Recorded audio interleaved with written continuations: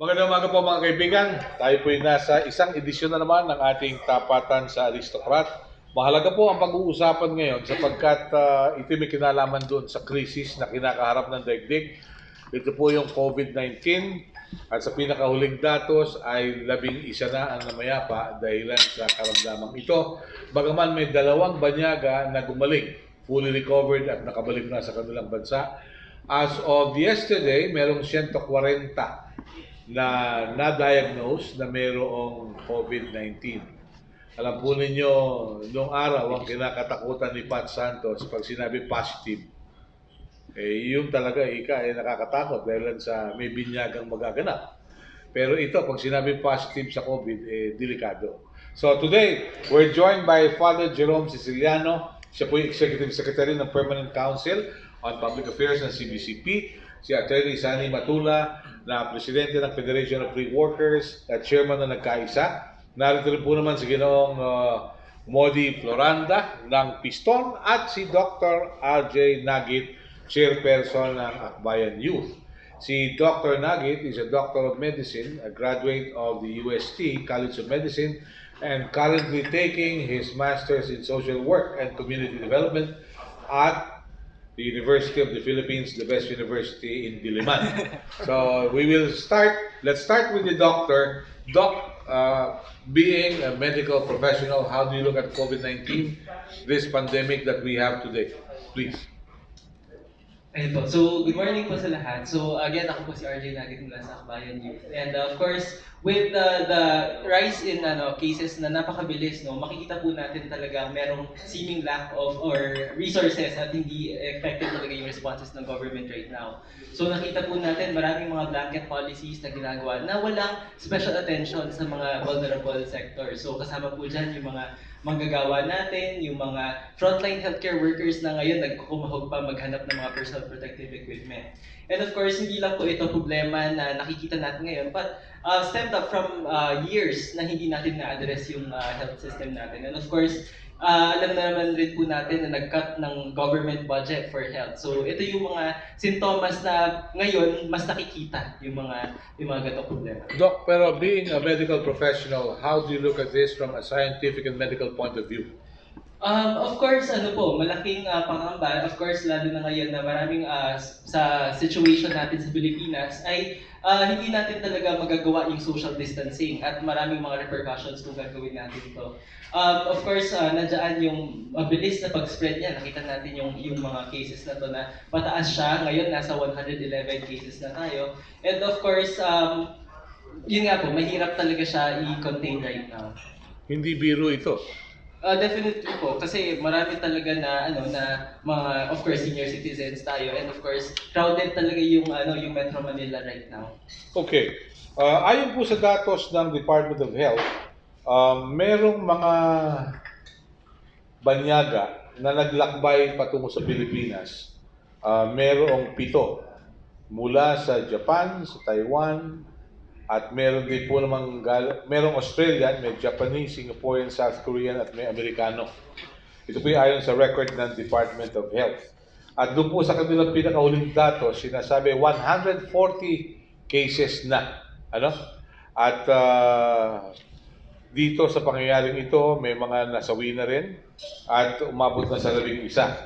Ngayon, yung tungkol sa test kits ay ngayon sisimulan yung field testing nung ginawa ng mga taga-University of the Philippines. At least meron tayong data, pero hindi ko lang alam yung tungkol doon sa privacy. Sapagkat yung mga banyaga, sinasabi nila, yung mga newsmaker sa kanilang bansa, positive. Pero sa Pilipinas, hindi mo malaman kung sino yung may karamdaman.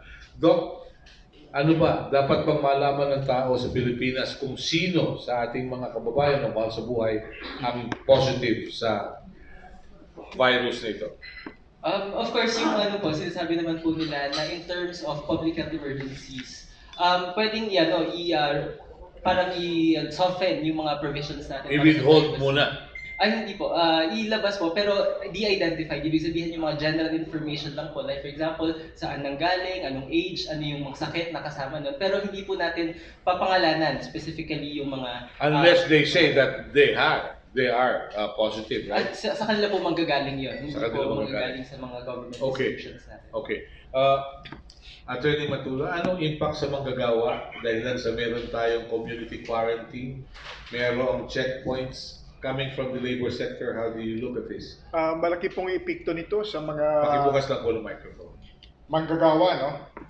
Kung makikita mo, marami tayong mga kumpanya na dito sa Metro Manila at ang mga manggagawa niya ay nanggagaling sa labas ng Metro Manila.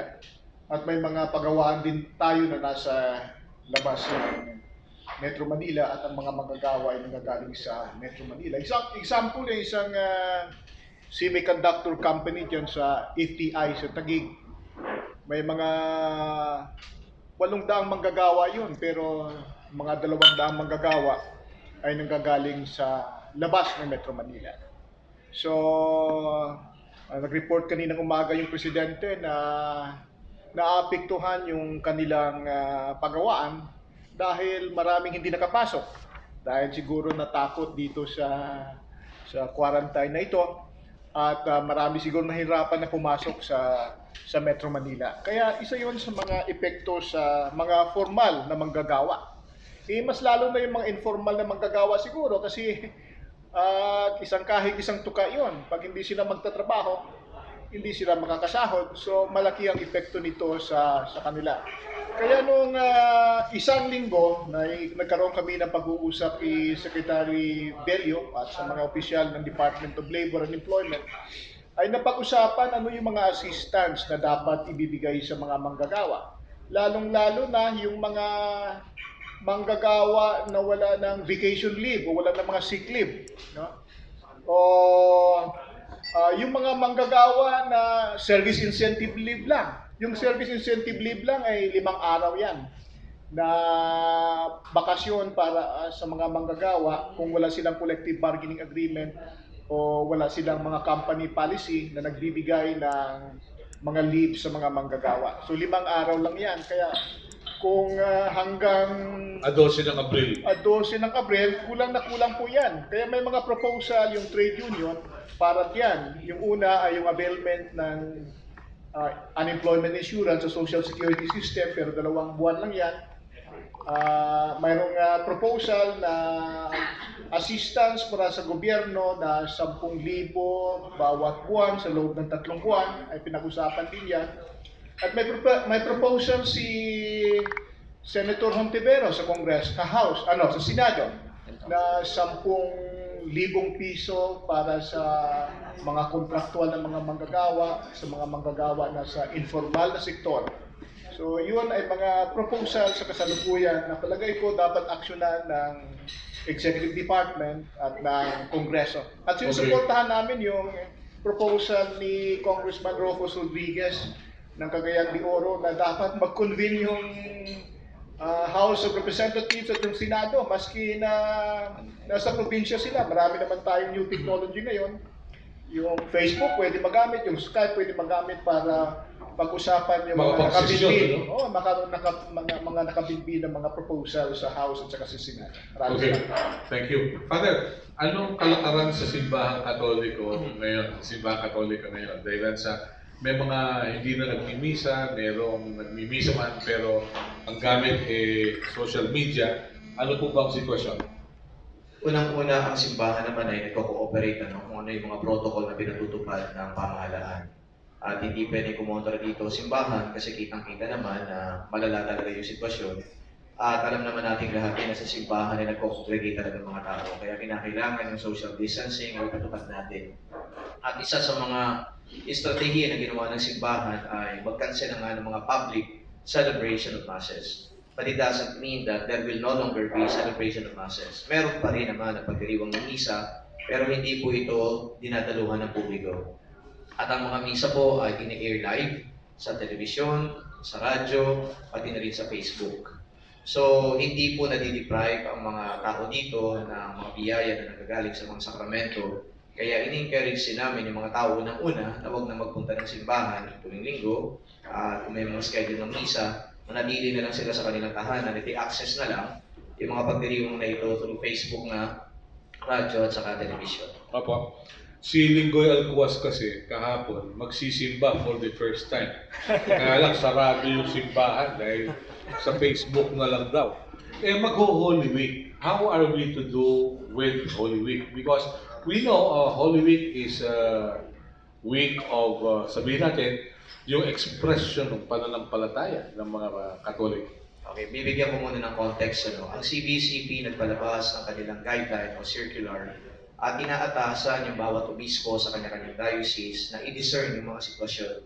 Ibig sabihin ng i-discern, meron kasi mga pagkakataon din na yung diocese, for example, sa isang probinsya yan, ay maaaring hindi naman ganun kalala yung sitwasyon. And so therefore, the bishop will coordinate with the LGUs para i-determine nila yung extent nitong paglaganap ng COVID-19. Ngayon, ang bawat obispo ay may tinatawag na legislative at saka executive powers. Meaning to say, he can implement, legislate, formulate laws in his diocese. Kaya makikita ninyo sa mga balita, meron mga diocese na nagkansela ng public gatherings, pero meron namang mga diocese na nagdiriwang pa rin ng kanilang mga misa at merong mga tao sa kanilang simbahan. Well, that is actually in line with the circular or the guideline na bawat obispo ay pwede mag-implement ng kanyang kumbaga ay batas. So ngayon, pagdating sa Holy Week, dito sa Metro Manila, Pasig, Novaliches, Caloocan, kasama na Malolos, Parañaque, and then Military Ordinariate, and then Antipolo, nag-decide na yung mga obispo sa dioceses na ito na wala ng public celebration ng Holy Week. Okay? Hanggang April 14, coinciding with the lockdown na pinapatupad ng pamahalaan. So kaya po yung mga tao ay mag-access pa rin sila ng mga celebration na to sa Facebook, and then sa television, again sa radio. Okay. So wala na muna yung mga Lenten recollection. Wala na rin muna yung Lenten recollection, yung bisita iglesia, yung pumpisalang bayan, yung Siete Palabras, yung pahalig sa krus. Gagawin lang yan ng mga pare kasi sila yung magse-celebrate nito, pero yung tao nasa kanilang tahanan. Okay. Let me ask you, Father Jerome, paano kayong mga pare dadalo dun sa mga ngailangan ng last sacraments, so to speak? You'll be exposing yourselves to the virus.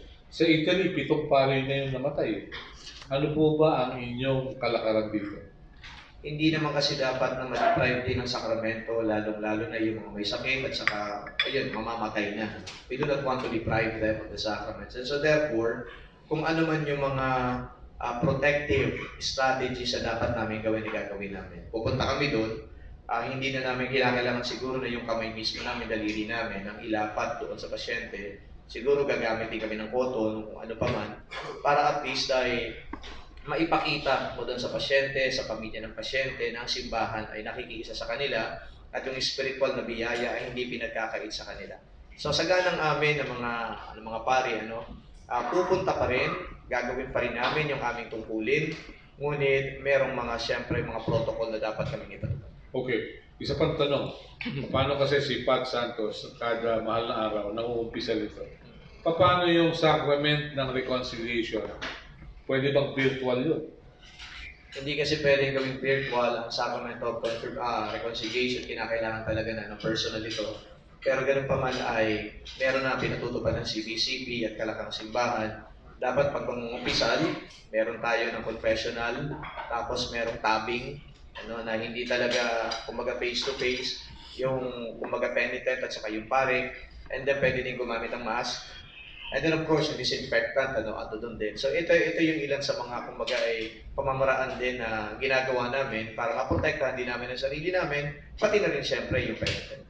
Pero yung kumpisalang bayan po, ito yung maramihan na pumupunta sa simbahan dahil nag-schedule yung mga parokya ng pangungumpisal, kinakansela po muna namin yan. Okay. But will you be in a position to give general absolution? The CBCP already instructed each bishop, local ordinary ang tawag niyan sa kanilang diocese, na pwede nilang i-exercise itong tinatawag na general absolution. Meaning to say, wala ng individual confession, pero yung penitent ay kinakailangan magpakita ng totoong pagsisisi sa kanyang mga nagawang pagkakasala. And then, kapag meron ng pagkakataon in the future, na wala na itong threat na to, immediately kinakailangan magkaroon pa rin siya ng individual confession. Okay. And then of course, ibibigay ng pare yung tinatawag na general absolution. Yeah. Thank you. Modi, sa larangan ng transportasyon, paano kayo nag-a-adjust? Dahil sa kahapon, nakasakay ako sa LRT2. At ang nakita ko ay talagang may distansya ng 1 metro. Yung social distancing. Pwede ba sa jeep ito? Meron pong inilabas na direktiba yung LTFRB na kailangan daw namin magbawas ng pasahero. Yung dating 20-seater, kailangan daw 10-seater na lang yung gagawin. Di sa bahagi po ng sektor ng transport, ay handa naman kaming sumunod dito dahil kung usapin dito ng kalusugan, ay handa naman kaming tumalima doon sa inilalabas na mga policy ng pamahalaan. Pero ang isang naging malaking problema namin dito ay ano yung tulong ng gobyerno doon sa hanay ng sektor ng transportasyon na mawawalan ng kabuhayan. Dahil kung dati po ay kami ay nakakapag-uwi ng 700 pesos sa aming pamilya, ito ay liliit dahil dito sa policy na ito. Kaya ang sektor ng transport handang tumalima doon sa sinasabi nila na kailangan doon namin maglagay ng alcohol sa aming mga jeep. May mga jeep na po na meron ding alcohol at ito naman ay inano din ng LTFRB. Kung usapin po ng kalusugan ay handang tumalima kami pero kailangan may counterpart ng government. Hindi ko kasi makita yung katulad niya, kung ikaw nagmamaneho, may operator ka, babawasan din ba ng operator yung boundary? Sa amin po ay personal na pag-uusap ng mga operator at ng driver. Sila na lang yung nag-uusap kung magkano kanilang ibabawas sa boundary. Pero may mga operator na po tayo na nagbawas sila ng 200 pesos sa boundary dahil talaga namang hindi naman talaga kakayanin ng driver. Halimbawa, yung mga biyahe po ng Antipulo, Cubao, ang pinaka-boundary po niyan ay 1,200 pesos. Ay ang consume nila sa crudo ay nagkakahalaga po ng 1,300 pesos doon sa saan kukunin ng driver kung magiging 10 passenger na lang yung magiging pasahero namin. Kaya ito ay malaking epekto at hindi lamang sa bahagi po ng mga pasahero sa dahanin ng driver at operator, kundi malaking epekto rin lalo na sa ating mga kapatid na mga manggagawa na yung galing po sa labas at tagiliran ng Metro Manila ay hindi rin sila makakapasok ng Metro Manila dahil sa kadahilanan doon sa inilabas naman ng isang executive order na kapag ikaw ay walang ID dito sa National Capital Region o wala kang ID sa iyong pinapasukan ay hindi ka papayagan na pumasok ng Metro Manila. Ito po ay magkakaroon ng malaking epekto lalo na sa mga manggagawa din sa ilalim ng contractual policy na alam naman natin pag ang contractual ay walang trabaho, wala itong sahod, paano yung kanilang pamilya? Paano matutugunan yung pangangailangan ng pamilya? May isang magaling na leader, ang sabi hindi naman daw na makakamatay yung isang buwang walang kain. Totoo naman yun, kung mayaman ka, pero pag mamahirap ka, tumaasa ka lamang sa kita ng jeep at kita ng taxi at ng UB at umaasa ka lang sa kararampot na sahod ng mga kontraktual, ng mga manggagawa. Yung 30 araw na hindi mo ikakapaghanap buhay ay isang pinakamatindi po nito, baka magkumain yung inyong pamilya ng lugaw na lamang at wala na itong kasamang ulam. Doc, anong epekto sa tao kung hindi sapat ang pagkain sa loob ng isang buwan? Definitely po, hihina yung tinatawag ng immune system at napaka-importante kasi ng immune system lalo na kung yung kinaharap natin ay virus. So kung pag virus po kasi hindi tayo pwedeng gumamit ng antibiotic kasi usually sa mga bacteria po yan. So mag-rely talaga sa defenses ng katawan, sa mga white blood cells, para malabanan yung virus. So definitely it puts the patient at risk kung wala po siyang adequate nutrition. Okay, so hindi obra yung mabubuhay ka naman ng isang buwan kahit walang kain. Delikado yun. Delikado po talaga. Delikado. Okay. Talaga, minsan si San Panelo mapagbiro. Anyway, may sinabi si Secretary Lopez na para wag na magka-problema yung magagawa, umarkila na lang ng bahay sa NCR. How does that sound to you, Attorney Matula? Was he kidding? Or was he taken out of context? Do you take the statement seriously, Attorney Matula? Siguro kung totoo man yung sinabi niya, Joke lang yun. You don't believe he's insensitive? Oo, sige palagay ko naman siguro spur of the moment lang yun sa kanya. So, No more kila ng bahay. oo, kasi mahirap talaga kung nasa, halimbawa, nasa Binyang Laguna ka, tapos maakila ka ng bahay dito sa Metro Manila, napakamahal po. Kaya nga, tumira yan sa labas ng Metro Manila, kasi mas mahal ang upa dito sa... Yun ang sinasabi ng bedroom communities. Kaya lumago yung mga subdivision. Kaya nawala yung mga palayan dahil naging subdivision, dahil yung katulad ng Silang Cavite, katulad ng Carmona, yun ang naging bedroom communities, right? Oo, kaya kinakailangan talaga sa mga policy making natin ay kasali yung mga manggagawa, yung mga tao talagang naapektuhan. Kaya may nagsasabi ng isang leader na walang tunay na makapagsalita para sa mga manggagawa, maliban sa mga manggagawa mismo. Yeah. Kaya yung konsultasyon, yung mga partisipasyon sa policy making, napaka-importante po para sa magandang pamamahala. Okay. Father, ano magiging papel ng simbahan dito sa Metro Manila na merong community quarantine? Anong gagawin niyo to help? Well, wala tayo ditong uniform na kumbaga estratehiya, pero ang obispo ng Caloocan, si Bishop Ambo David, ay nagpahayag ng kanyang kahandaan para i-accommodate itong mga maaari na ma-infect o kaya itong mga naapektuhan para dalhin sa mga pasilidad ng simbahan. Pero batid ko naman kapag talagang lumala na ito, kasi tumataas yung bilang, baka naman I don't want to jump into conclusion. I don't want to read the minds of the bishops. But I think kung talagang kulang ng pasilidad ng pamahalaan, hindi naman dideprive ng simbahan din kung ano man ang mga pasilidad na pwedeng gamitin ng ilan. Yeah. So inunahan na yan ni Bishop Ambo David ng Caloocan. Yeah, but yung pa simbahan may ginagawa rin namang paraan to disinfect. Katulad ng mga trend. Kung hindi ginagamit yung Catholic schools, can the Catholic schools be utilized as probably quarantine areas for people who can be accommodated to hospitals? Yung pagdidisinfect ng mga pasilidad ng simbahan ay pinatutupad ito.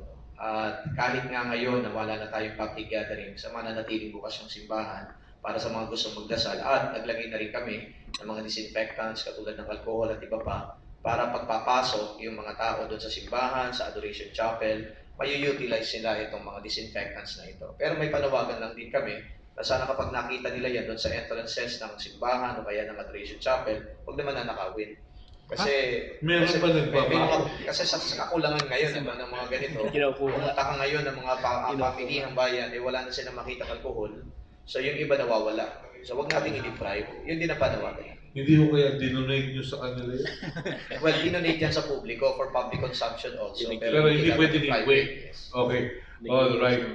Medyo mabigat ito. Mahirap ito. I'd like to open the floor to our colleagues from the media who may have questions. Please, let's start. Yes, please. According to seniority, according to age. Hey, Father. Father, Please. alam natin maraming mga sambayan ng Pilipino na nagdodonate sa simbahan. Pero ano ba tayong paghanda para matulungan ang mga local government doon sa pangangailangan nila para sa mga apektado ng COVID-19? Yun nga po yung binanggit ko po kanina, na makikipag-ugnayan naman kami. Lagi po nakikipag-ugnayan ng mga dioceses ngayon sa kanilang local government para nga po uniform din ang estratehiya na ipapatupad. Ngayon ay marami po talaga na maapektuhan dito, yung mga manggagawa, yung mga mahihirap. Nasa isip din po at puso ng simbahan niya. Kaya nga po binanggit ko na meron ng isang diocese na nagpahayag na ng kanyang kahandaan na i-accommodate kung sino man yung mga maapektuhan. At of course, kung kinakailangan talaga ng tulong, ay kung ano man yung tulong na may bibigyan ng simbahan, palagay ko naman hindi naman ipagkakait ng simbahan. Kalap, sir. Malaki to ang simbahan. Malaki ang loob niya.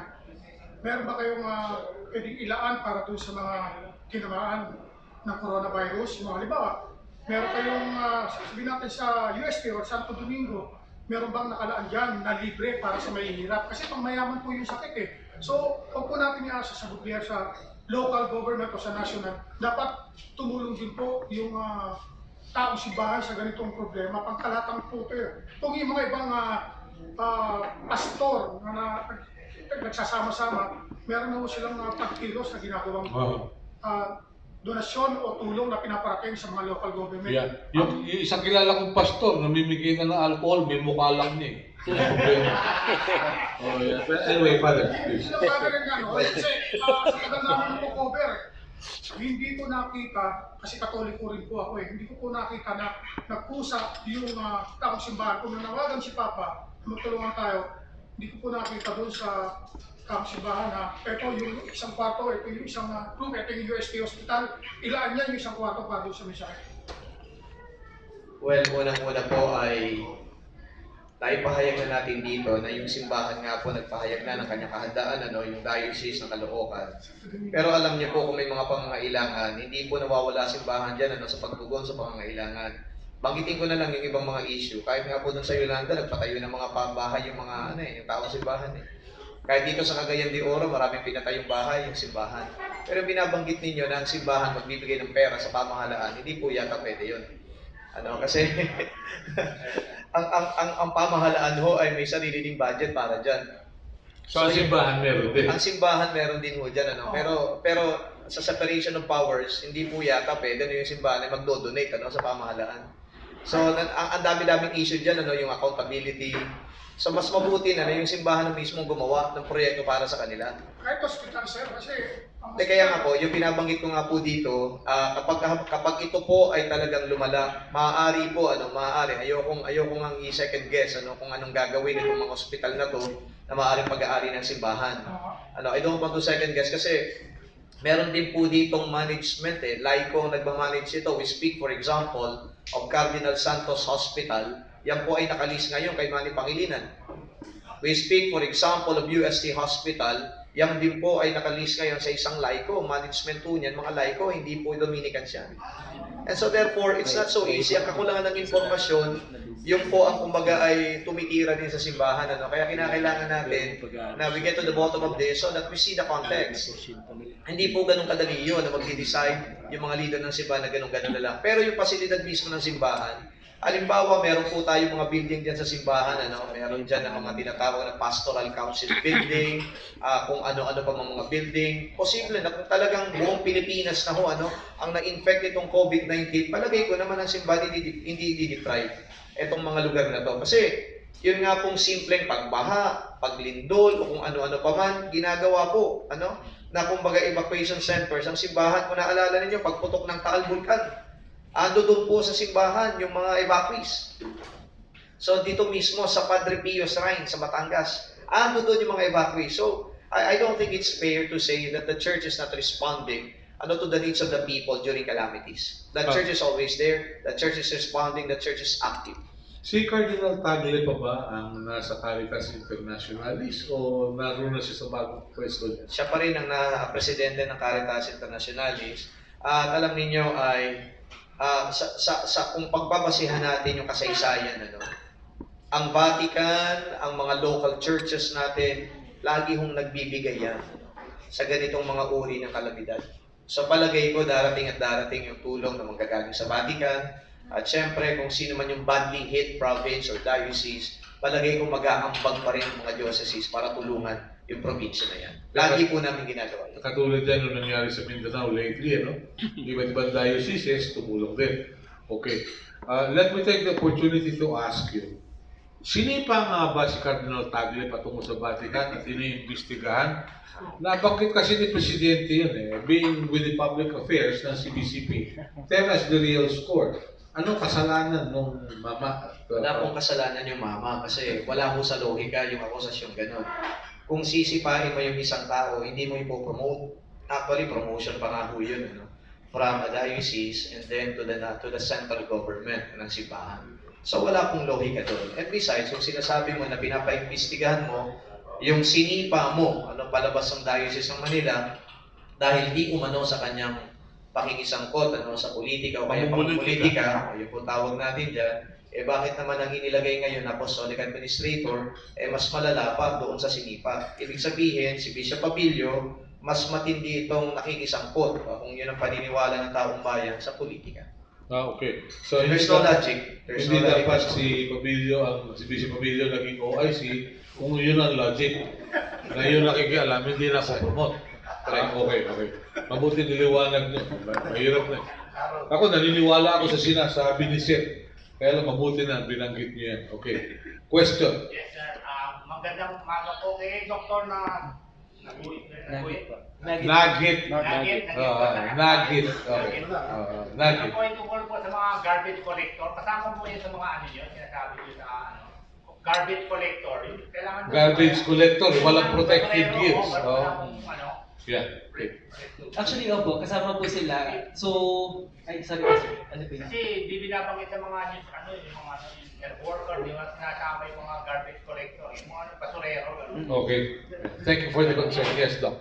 Actually, kung titingnan po natin, different layers of risk yung makikita natin sa mga garbage collector. Of course, nandiyan yung economic vulnerability nila na hindi sila makabili ng mga personal protective equipment, yung alcohol, hindi sila makabili. And of course, nandiyan yung health risk nila na hindi sila makakain ng maayos. So, I think in terms of kung pagpaplano ng government, kailangan natin tignan using the lens of the poor, for example, na hindi natin na-map out. At yun sana yung hinihingi natin, naklaruhin ng government talaga ano yung mga plano niya, especially sa medically and economically vulnerable. Like na po, yung sa housekeeping, di ba mayroon ng findings ng WHO ba yun? Yung sa ano yun, sa fecal, yung mga dumi ng tao, yung mga waste, nakakahawa rin yun, diarrhea ba yun? Ano ba yun sa mga Right now po yung hina-highlight talaga ng World Health Organization ay yung transmission through droplet contact. Ito po yung malapit na pakikihalubilo sa mga tao within 2 feet, no? So kaya talaga ina-advocate po natin yung social distancing. So aside from that, yung pagkakaroon ng ubo, sipon, tsaka yung mga pagbahig, pwede po yan maging sources of Doc, paano yung waste disposal? Yun ang isang concern eh. Nakaka-influensya pa ba yun sa pagkalat ng virus? Yung dumi ng tao, kay ihi yan, kay solid. saka dura, spit. Yung freedom of speech. Generally po kasi pag sinabi nating virus, hindi na ano po sila, yung nabubuhay sila sa loob ng katawan ng tao.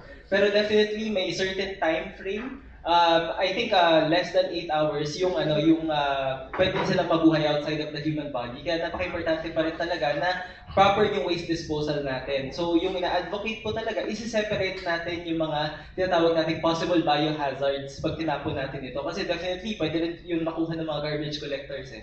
So, Ano pa yun sa mga youths? Di ba wala naman namamatay sa youth? Fatalities yung... Wala raw bata na mamatay, puro antigo. Oo, yun. Yun nga, ang ano ba yun? Ano po ba ang dahilan, Doc? Mas malakas yung immune system. actually po, right now, wala pa na document na namatay na galing po sa mga kabataan. Yung sinasabi po nila, above 60 years old, sila po yung pinakamataas na risk. But of course, kinikilala rin natin na pwedeng iba-iba yung nakikita nating risk depende sa country, depende dun sa kahandaan ng government facilities, for example. So hindi po natin ma-compare yung situation natin from other countries. Pero definitely, mas mataas po yung immune system ng mga kabataan, kaya mas bababa yung risk nila. So usually mild infections yung nakikita natin sa kanila. Ito po yung human to animals. Meron pa confirmation, yung transmission ng human to animals. O animals to human. Yung Yeah. human to animals po. Yan po ay I think kinukumpirma pa, no? So maraming mga lumalabas na nagaling raw sa bat, sa mga pangolin, pero wala po pong confirmed na Galing sa tao. Papunta sa hayop. Oo, gala. Naku! Transmission to animals. wala pa pong ganung Wala pang confirmed confirmation. case. Pero Wala usually mga coronaviruses galing po yan sa mga animals na transmit sa human. So kung maalala niyo po yung SARS before sa Hong Kong, galing po yan sa chickens, for example. So na-transfer sa mga humans afterwards. Okay. Dahil nag-mutate Yeah. sila. Doc, attorney, let me ask you. Yung occupational health and safety issues, no? Mukhang ito yung highlight ngayon dahil sa prone to infection, yung mga nasa frontline, the doctors, the nurses, medtechs, at maging yung mga basurero. How compliant are we with the conventions that we signed with the ILO on occupational health and safety? Actually, may bago tayong batas na pinasa ng Kongreso, ng House ng Senate, tungkol sa occupational safety and health. Pero titingnan muna natin, kinausap ko yung mga paggagawa ng mga unionista sa ospital. Ang una nilang reklamo ay yung kakulangan sa PPE, yung personal protective equipment, katulad ng mask, tulad ng one piece, at iba pang ginagamit sa mga medical institution. Kaya yung panawagan namin, yung aming Trade Federation 8, ay kinakailangan talaga ng subsidy mula sa gobyerno para doon sa PPE, sa mga empleyado sa ospital. May nakabinbin ngayon sa House of Representatives at sa Senado ang mga proposal, pero hindi na ipasa dahil nag-resist na sila. Kaya na sinusuportahan namin yung panawagan ni Congressman Rufus Rodriguez na siguro mag-convince sila kung hindi physically, then online, Skype or Facebook para ma-deliberate na ang proposal na ito at ma-aprobahan ng House at ng Senado. Hindi kasi makapaghintay hanggang Mayo kasi emergency, extraordinary situation ngayon. Kaya dapat action na ng Senado, lalo-lalo na yung mga may budgetary requirements. So palagay ko naman magkakaroon ng special session. Dahil sa yung special session means special allowance. Kahit ano pa man, ang gusto ng mamayan ay yung emergency action para sa isang extraordinary situation. Yeah. At kinakailangan ang gobyerno kumilos na. Pwedeng mag-session dahil wala namang makakapag-abroad Walang interparliamentary union events dahil lang sa may mga lockdown. So they can easily meet, no? Pwede. Very viable yung sinasabi niya. We will look forward to a statement from the good speaker and the good Senate President. Dapat hindi sila matakot. Pwede naman sila ma-observe ng distancing, di ba? Yeah. Pero dapat aksyonan nila yung nakakabitbit. Pero anong epekto sa manggagawa kung isang pabrika o isang hotel o isang ospital ila-lockdown mo dahil sa kailangan mag-disinfect? Paano ngayon yung manggagawa? Alam natin na sa mga hotel ay marami yung mga kontraktual, mga agency workers. Kaya ang mangyayari dyan no work, no pay. So kung mayroon mang binibigay ng batas sa pinaka-minimum ay 5-day service incentive leave. So pwede yung magamit actually. Pero yung 5-day hindi enough. Kaya kinakailangan talaga yung assistance ng gobyerno dyan para matugunan yung mga araw na walang trabaho yung mga manggagawa. Sapagkat wala silang kita. Kung wala silang kita, wala silang makakain. At kung wala kang makakain, mas vulnerable ka na magkaroon ng sakit. Yeah, nabanggit ni Secretary Dar sa isang briefing na we're assured of sufficient food, even fish and eggs. No? Pero nakikita niyo ba kung ang isang tao walang trabaho, kaya bang bumili ng pagkain? Ay, yun ang problema. Hindi lamang economic yan, may psychological effect yan. So, pag down ang psychology or yung psyche ng tao, ibig sabihin, maski marami siyang kinakain, ay babagsak din yung kanyang immunity. Isa yan sa mga nakakapagbigay ng paghihina ng immunity ng tao. Pero along that line, yun ang isang dahilan. Kaya meron tayong mga inanyayahan mula sa DILG at sa MMDA at maging sa Employers Confederation of the Philippines to look into the potential of security problems when the morale of the people is down. Chances are, baka magkagulo. Ano kaya? Isa yan. Kaya kami sa Federation of Free Workers at sa nagkaisa Labor Coalition, pinapropose talaga namin yung open social dialogue with the government and with the employer. Kaya nga nananawagan kami sa Secretary of Labor to convene the National Tripartite Industry Productivity Industrial Peace Council, yung malaking aggregation ng tripartite body na kung nasaan representante ng employers, na role ng workers, at yung public sector, yung gobyerno, para pag-usapan ito. At kung hindi mapag-usapan physically present, gamitin din natin yung technology natin. Pwede tayo mag-Skype, pwede tayo mag-messenger sa Facebook. Opo. Request lang po, paki-silent mode lang po nung inyong telepono. Baka po sabihin time na, uuwi Pakisuyo lang po. Thank you. Pat? So, magiging concern dito yung food sa 30 days pagkain. mag-uumpisa yung trigger ng mga looting, lalabas na yan. Are you considering the idea of setting yung mga food coupons from the government sa mga displaced Workers. workers na measures? Oo, pwede namang tanggapin yan. Lalo na yung hindi pumapasok sa trabaho. Pinakailangan talaga nila yung mga food coupons na yan. Ano? May proposal na si Senator Fontiveros, yung 10,000 cash assistance para doon sa mga informal sector, doon sa mga contractual worker. Kung magawa ng paraan yan, malaking tulong din yan sa mga manggagawa. Okay. Father, will the church run soup kitchens kung sakali? Pero bawal yung crowding eh. Paano ko ngayon magsusoup kitchen? Medyo tricky yung yung ganyang suggestion kasi unang-una nga ay pinagbabawal dito yung pagko-congregate ng mga tao. Ako, kapag pinag-uusapan po yung pagkain hindi mo mapipigilan ng mga tao, mag-aagawang pahuyan. At hindi ko rin alam kung halimbawa kakayanin ng simbahan na magbahay-bahay ka para mag-distribute ng pagkain. Pero titingnan natin as the days unravel, titingnan natin kung ano yung mga sitwasyon. Kasi batid ko naman mga Pilipino very creative. Kung dumarating yung isang sitwasyon, nakakahanap naman ng pamamaraan. Yeah, on the premise kasi na very resilient ang Pilipino, ang tanong dyan is, yung bang pasensya ng Pilipino ng World War II at nung martial law, will it hold? Dok, ikaw pinakabata rito puro antigo yun natin. Yung pasensya ba ng Pilipino, yung pagiging resilient, will it hold these days?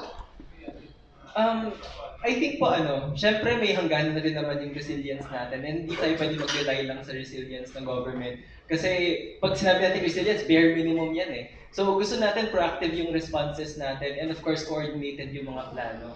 So kaya sa mga panahon po na ito, kailangan mas maging proactive at magkaisa yung private sector, yung government, para mag-map out ng ways kung paano makatulong tayo, no? Kasi hindi po pwede na nagtuturuan tayo ngayon, especially in a time of health emergency. But of course, kailangan rin nating maging accountable yung mga government officials natin na hindi nagpa-perform as expected. Yeah. Pero alam nyo kasi doon sa lockdown sa Senado, ang pinakamakikinabang daw doon, yung senador na laging absent.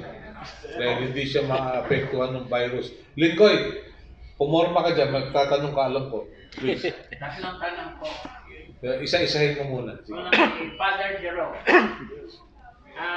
Yung bang Lourdes Hospital ay under private management na rin po? Ang Lourdes Hospital ay under MVP group po yan, kay Manny Pangilinan, sa Mandaluyong. Kasi doon po ako napanganak at matagal po na nahalata ko na mas mura ang singil ng Lourdes Hospital website. Pangalawa po, sa Modi at pati na kay Attorney Sani at kay Dr. Nagin.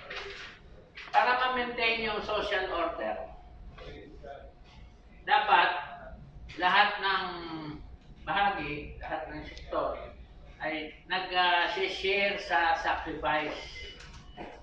Sa 50 taon ng pag-aaral ko ng transport, ang interest ko sa transport ay hindi magtrabaho sa transport, hindi magpawelgahin yung transport. So, ang point of view ko is paano labanan yung pamahalaan. At pinag-aaralan po namin kung paano yung pamahalaan ay binipigil yung pag-aklas.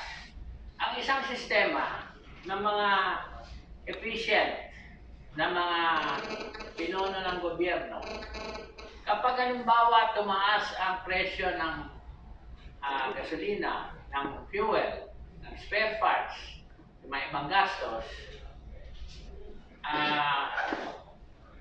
bago umabot sa breaking point, tinataas po yung Pamasahe.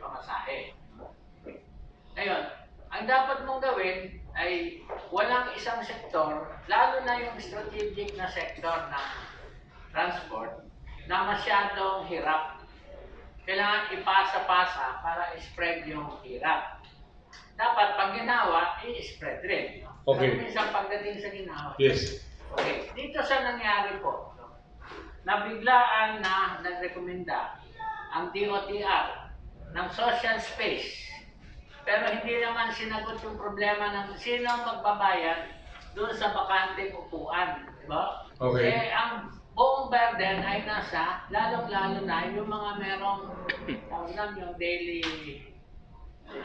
yung bayad sa Boundary. operator na daily. Boundary. No? At wala silang sinabi na magsakripisyo lang ng ilang araw at tutugunin yung problema yan. Kasi siguro kung nakiusap, Okay. baka naman kung ilang araw lang, pwede. Okay.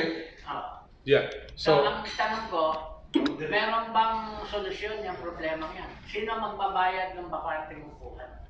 Tuloy yun po yung isang malaking problema na naglabas ng isang executive order ang LTFRB at ang DOTR na kailangan daw namin magbawas ng pasahero sa aming mga sasakyan dahil doon nga sa sinasabi nila na kailangan mayroong agwat o may pagitan ng bawat isang pasahero.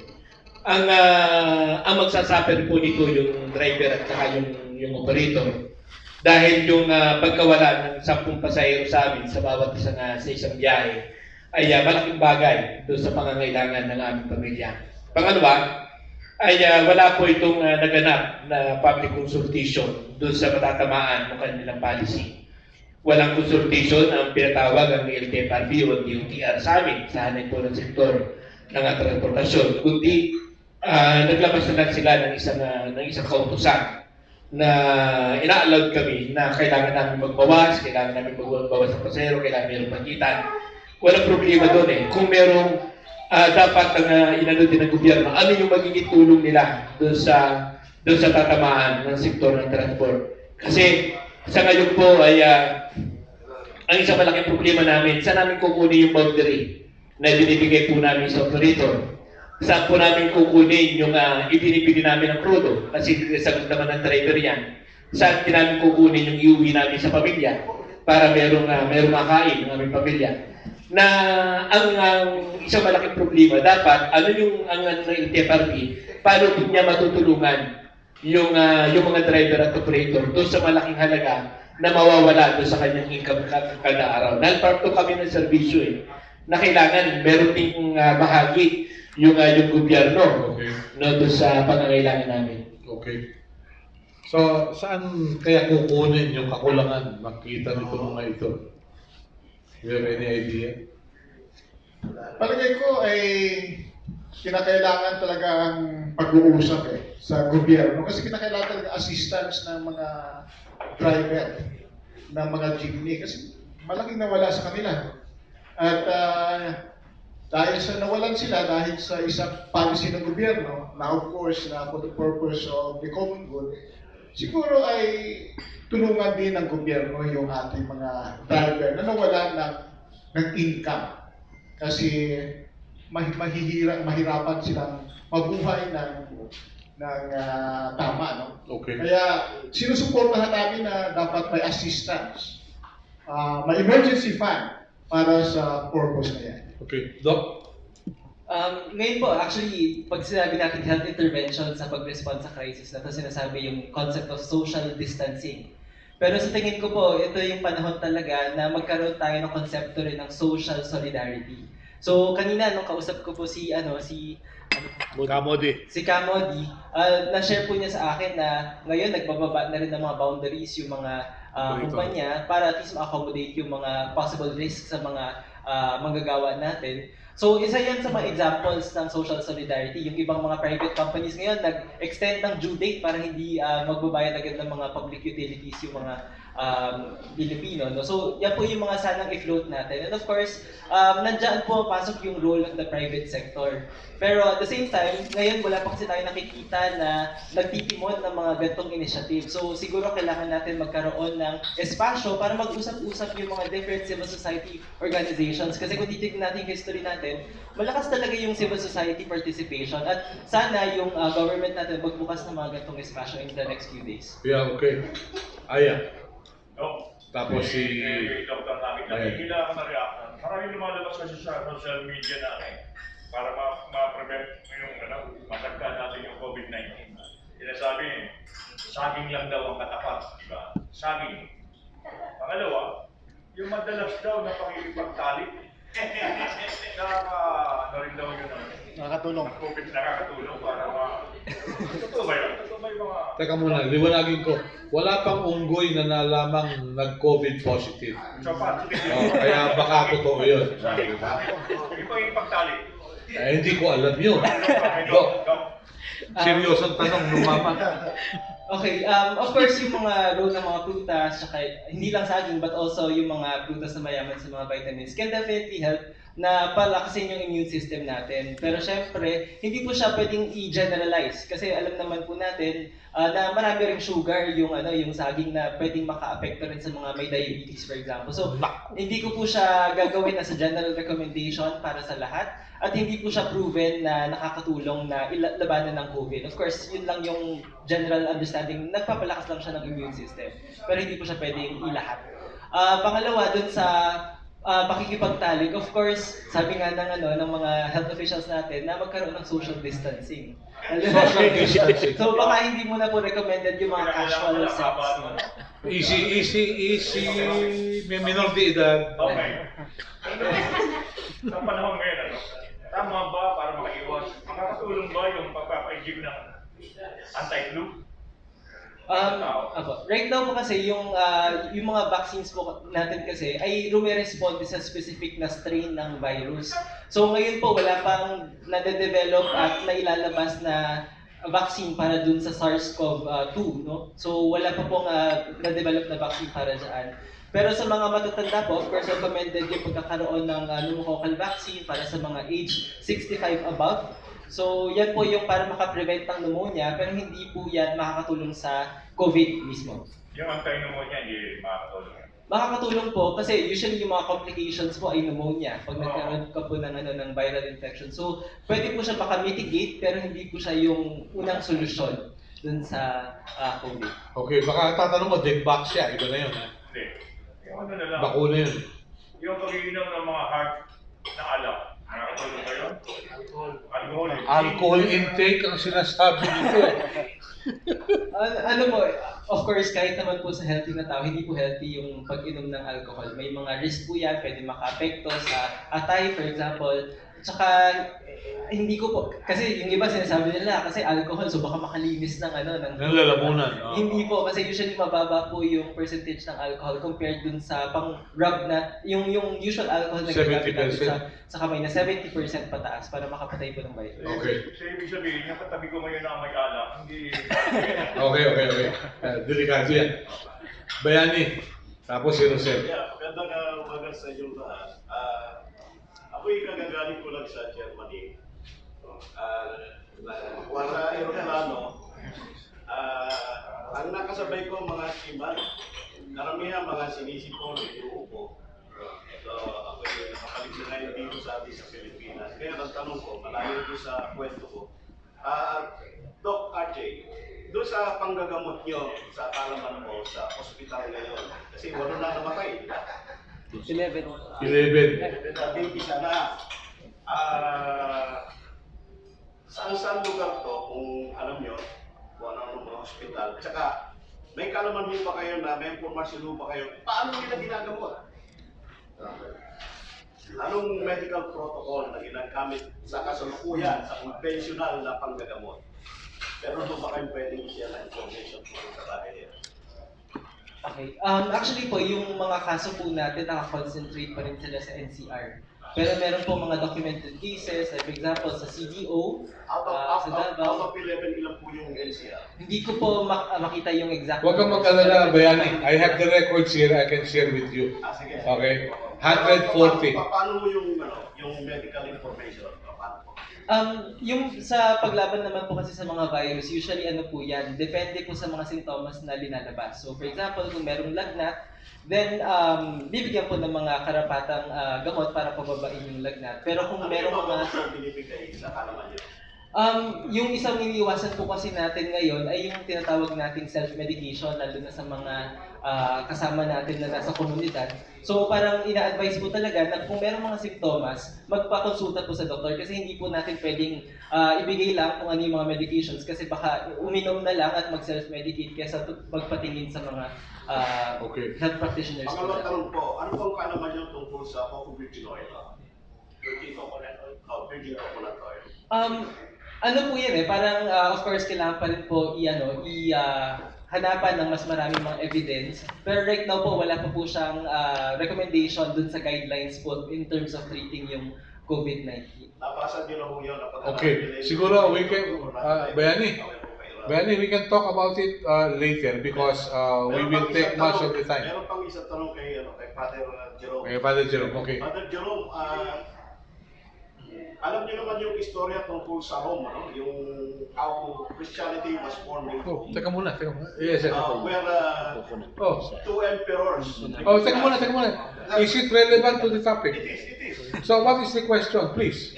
We're pressed for time.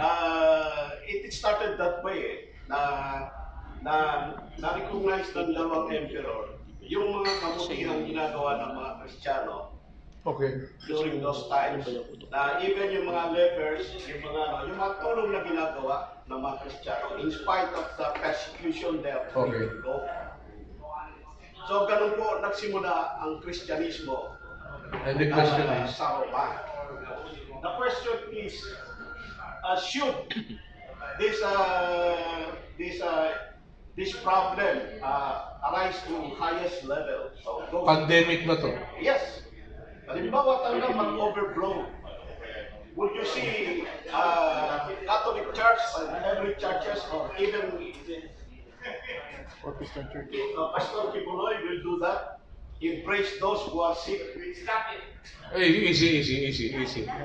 Easy. So you think the church will be more proactive? Okay. No. Okay. Stop the sickness, partner. Stop the sickness. Not the question. Okay. Yes, Father. For one, kinakailangan, ito po kasing sitwasyon na to, this is a plague, consider this a plague, and this is infectious, It's so easy to say that the church is very open to accommodate people. But then again, infectious itong virus na to.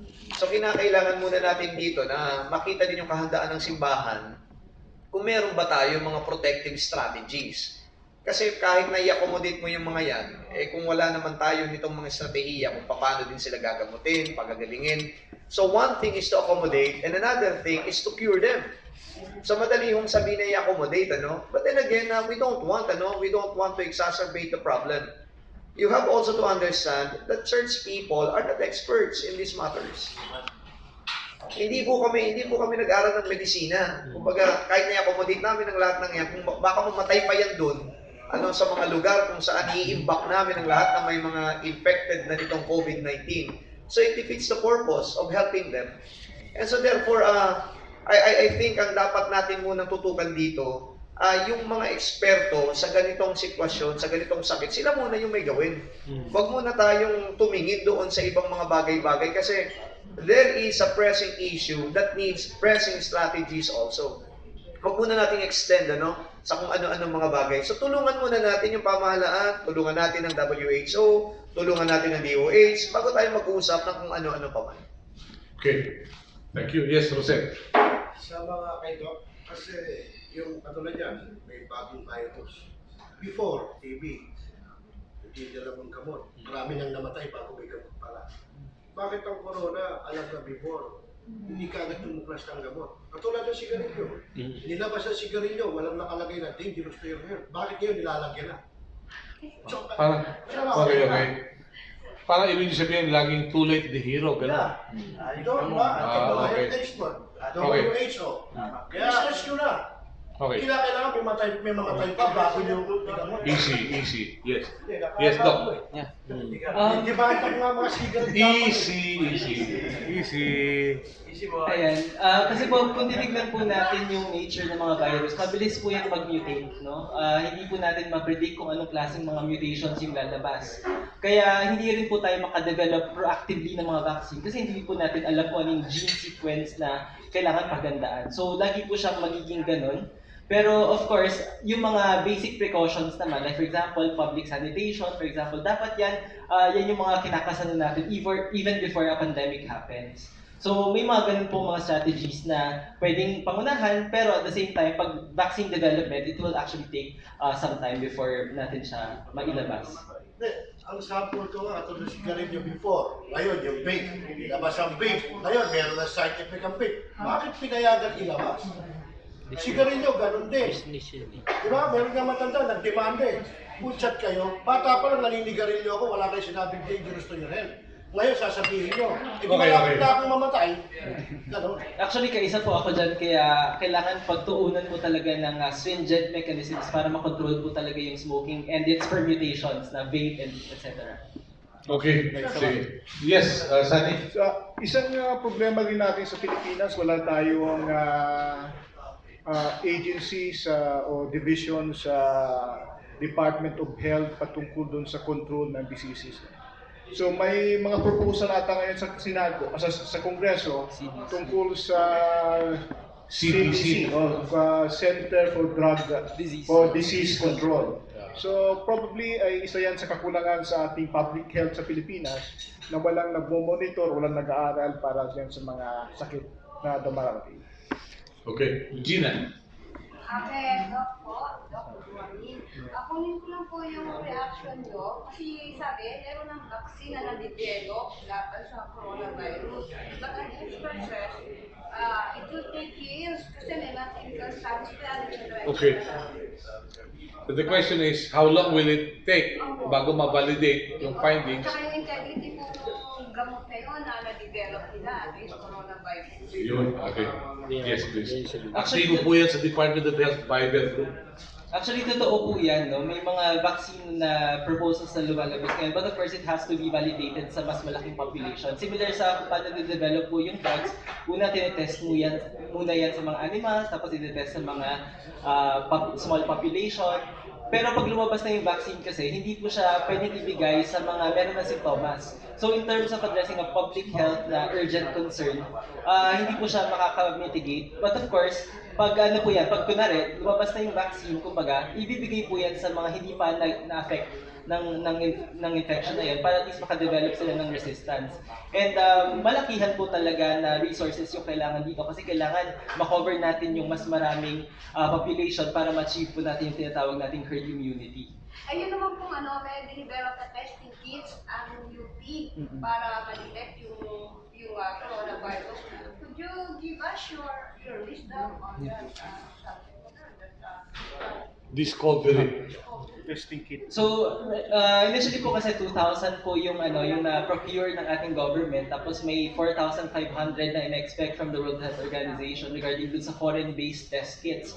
Tapos nakakatuwa kasi naka-develop po actually yung mga local scientists natin coming from the National Institute of Health ng local testing kit. But of course, it has to also undergo a process of validation. So, ngayon po, tinitignan na actually maganda yung local test kit kasi mas mababa yung cost. So, 8,500 yung foreign, tapos yung local, 1,320. Ganun po kababa. And of course, mas mabilis rin yung paglabas ng resulta. So, around 2 hours daw, pwede nang lumabas yung resulta nun. So, kailangan po natin supportahan talaga. I think the government is pouring in resources para sa validation ng test kit. Pero syempre, kailangan din po ng tulong from the private sector also. Yeah, kung di ako nagkakamali, kasama rin doon yung Department of Science and Technology. Apo. Dahil doon sa ginawang economic cluster briefing sa Department of Finance, binanggit ng DOST Secretary Fortunato de la Peña na matagumpay na at inalis na yung red tape para magamit ka agad yung mga yan. At ngayon ang field testing. Actually, funded ng DOST yung pag-develop ng vaccine. At nakakatuwa rin po Nung test kit. Nung test kit. Nandito ako.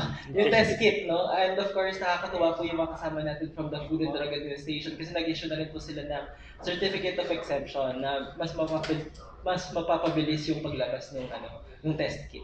Okay. Linggoy, yung pangatlong tanong mo. Ano yung pangatlong tanong mo, Linggoy?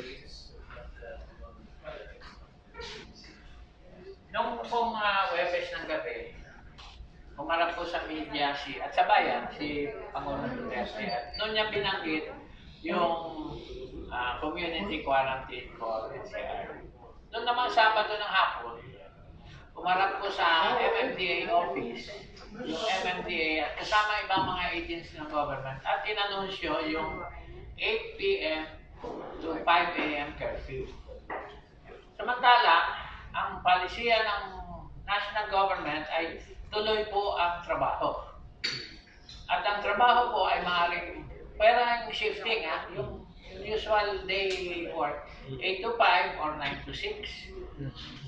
Ngayon, kung halimbawa may curfew ng alas 8, ngayon naman ay magaan ng traffic, from 6 o'clock hanggang 8, ay makakabiyahe na sa grupa uwi yung trabahador para nasa bahay na siya ng 8. Yung 5 a.m. naman to 8 o'clock, 3 oras, kaya na sana, except for one thing, yung pong checkpoint na mahabang pila. Hindi ba kagaguhan ng gobyerno na yung Easy. Hindi, talagang gagawang gobyerno. Easy.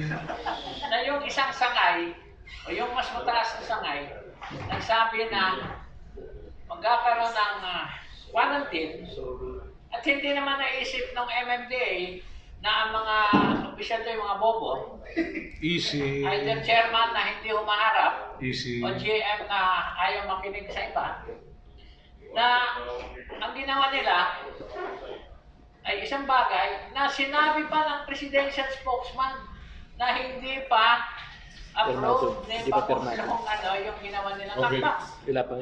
Ginugulo nila yung tao Okay. So, ang punto ron, ganito. Pagkakaalam ko lang, may karapatan yung local government units na magpasa ng ordinansa na magdedeklara ng curfew. Ngayon, kung alin mga LGUs yung nagpasa, lumalabas na ngayon tulad ng Maynila, Quezon City. Kaya pasalamat ako doon dahil sa yung umaatungal na video doon sa kapitbahay namin, wala na dahil sarado yung beer house.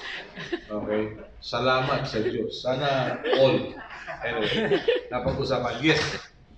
Yes, Keith Duncan, I'm NGO founder of CreatorKeith.space. Okay. One question. Based upon World Health Organization and the world experts, when do they expect the virus to literally burn out? Do they know? Yeah. Of course, we can't actually generalize recommendations because the health system is actually very different from each country. So probably if the health system is weak, then we can expect the virus to actually have a more lengthy time compared to other countries who are more efficient in utilizing these resources and containing the virus. So I can't actually make a general recommendation based on the Philippine context. Because they talk about when the rain comes and when it gets hotter in the countries, that they have done testing thinking that that will burn the viruses out. That's what they're saying. Well, generally, of course, viruses are more susceptible to heat. So that can actually be expected. But then again, it's still dependent on how the government and other groups respond to it also. Okay. All right. Thank you. I'd like to thank everyone who took time out, who braved the conditions and joined us today. Pero bago tayo magtapos, siguro yung parting messages ng ating mga kasama. Ano yung closing statements mula sa labor, sa kabataan, sa transport, at huli si Father. Yes, please. Okay, so para sa trade union, sa Federation of Free Workers in particular, at kasama yung mga kasama namin sa nagkaisang labor coalition, yung aming panawagan ay dapat maging bukas ang gobyerno sa partisipasyon ng mga manggagawa sa paggawa ng pulisiya na patungkol sa paglutas ng problema ng COVID-19 coronavirus. Napaka-importante yung konsultasyon at yung partisipasyon ng mga manggagawa at kami nananawagan sa Department of Labor and Employment na mag-convene ng National Tripartite Industry Peace Council. Kung hindi man magawa yan physically, ay gawin natin through Skype or sa Facebook or sa online. At nanawagan din kami sa Kongreso na aksyonan ang mga mga proposal na nakabibig ngayon at mag-convince sila at aprobahan ito para masagot na ang pangangailangan ng mga taong bayan. Napaka-importante din yung pag-uusap ng employer at ng mga manggagawa kung ano ang gagawin sa loob ng pagawaan sa paggamit ng mga emergency leave, sa paggamit ng mga sick leave at vacation leave, at kung kulang ito, paano matugunan yung kakulangan. Yeah. Thank you. Yes, Doc. Of course, parang alam po natin na mataas na yung public anxiety, no? Tapos parang nung naglabas yung government ng response niya kung paano natin i-address yung situation, mukhang tumaas pa lalo yung panic. So parang siguro kailangan mag-usap-usap yung government kasi ang gugulo talaga nila. Hindi nag-uusap-usap at iba yung And of course, meron pong epekto ito psychologically sa mga iba't ibang mga sektor. And sa hanay naman po ng mga kabataan at mga estudyante, kailangan po i-register yung mga concerns. So nandiyan po sa mga estudyante yung pag-shift sa online classes, no? Of course, because of the suspension ng mga physical classes natin. Pero tinatanong rin po natin dapat dito kung gaano kahanda yung education system natin. Na-train pa ang mga teachers in terms of using this kind of technology. Handa ba yung mga estudyante sa ganitong klaseng shift? And of course, sana in the near future, mapag-usapan rin kung paano i-address yung mga ganitong situation ng Department of Education at saka ng CHED. Pangalawa ay yung, of course, yung mga interns po natin na estudyante pa lang na usually overwork at saka yung underpaid, no? So usually naglabas naman po yung CHED ng pagpo-pull out sa mga interns. So i-make sure po natin na properly implemented yung suspension na to. At of course, nakakatuwa kasi kahit sa health ng mga interns natin, meron 137 na medical interns na nag-volunteer pa rin sa Philippine General Hospital kahit na pinull out na sila ng Association of Philippine Medical Colleges ngayon, no? So, mga bayani po sila. Pero siguro yung minimum na pwede natin magawa sa kanila is make sure na meron silang personal protective equipment. Kasi minsan, nagjo-duty sila, wala silang mga PPE. And definitely, pag yung doktor nagkasakit, posibleng mag-lead yan sa mas maraming cases na mag-positive sa hospital na yon. And of course, yung natin, yung mga estudyante na at the same time manggagawa rin yung mga working students. So ayon po sa CHED, around 50% yung nahihirapan magtapos dahil nga merong mga problema sa trabaho. So siguro kailangan natin magkaroon ng mga ganitong safeguards. Okay. And at the end of the day, kailangan po natin magkaroon ng comprehensive response na kinakausap po yung mga iba't ibang batayan sektor. Doc, paano yung mga nursing graduates na para magkaroon lang ng oras, nagbabayad pa sa ospital? Meron pa ba nun? Actually kagabi, kausap ko yung mga iba't ibang mga nurses from the private sector. Right now po kasi meron tayong kakulangan na ulit ng mga nurses. So, meron pa pong mga ganong documented cases, pero nabawasan na po compared to before, nung 2012. Okay. Kamodi, sa transport. Ang sa amin lang, yung panawagan namin sa DOTR at LTFRB at sa pamahalang Duterte, na anuman ang kanilang likayin ng mga policy at mga patakaran, involve nila yung sektor ng transportasyon. Lalo na sa ngayon, kami naman ay handa naman kami makipagkaisa laban sa virus. Pero ang kailangan namin dito, yung bahagi ng gobyerno para matulungan yung mawawalan ng kabuhayan. Hindi lamang sa hanay ng sektor ng transportasyon, kundi sa hanay ng mga mamamayan. Na alam natin na sinasabi nga yung pagkawala ng kita ay pagkawala ng pagkain sa pagkainan ng kanyang pamilya. Kaya ito dapat yung pangunahing tinutugunan ng pamahalaan para sa mga mamamayan. Yeah. Tama yung kasabihan, long time no see. Matagal lang walang kita. Mamayang alas 5, we invite you to join the Filipino community in, let's say, alas 5 man ito ng hapon, no? Say a silent prayer to say our appreciation for the frontliners laban sa virus. Mga doctors, nurses, medtechs, lahat ng mga nasa frontline, ipagdasal natin, pasalamatan natin. Because without them, I don't know where we will be. Father, words of consolation. Of course, you always see salvation in all these trials that we have. Father? We always think that faith is irrational, it's not scientific. Pero sa pagkakataong ito, kahit nga po siyensya, medisina, nagkukulang din para makuha na o matagpuan na, matuklasan na kung ano man po ang makakagamot dito sa tinatawag nating COVID-19. Palagay ko, ang hindi dapat nawawala sa atin yung paniniwala na matatapos din ito at may magagawa ang Panginoon. Ayaw nating spiritualize yung problema. Kung kaya nga ang ginagawa ko natin, ipinagdadasal natin pati na yung mga frontliners sa binabanggit, yung mga dalbhasa at yung mga nagdanami sa matuklasan kung ano man ang makakagamot dito sa COVID-19. So we rely on the help of God. And everything shall pass. Everything shall pass. Kapag ganitong mga pangyayari, there's always a silver lining, ika nga. Now we were advised to go on a community quarantine, so we are going to be in the confines of our homes to be with the family members. Perhaps itong Lenten season na to, pagkakataon din na kaharap mo na pamilya mo, kasama mo pamilya mo sa loob ng iyong tahanan. Baka naman yung komunikasyon, kung ano mga issue na pwedeng nandiyan dyan, pwede mapag-usapan, para malibang lang na para ma-stress out din kung ano man yung mga dapat na ayusin. And then of course, pagkakataon din ito para sa sambayan ng Pilipino na talagang magdasal. Many people, I think, have already forgotten to pray. But when we have nothing left but God, I think we become more aware that God is more than enough. Maraming salamat po. At papatuloy ang ating tapatan sa Aristocrat. How I wish mas maraming kakain ng chicken barbecue sa mga susunod na oras. Alam po ninyo, kaninang umaga, mas marami yung waiter kaysa customer. Nakakapangamba ito. So, we'd like to pray for everyone. Na ika nga normal lang buhay, pero just be careful. And we look upon the government to do its share, and we expect the people to do their share. Have a nice day. God bless us all. Thank you.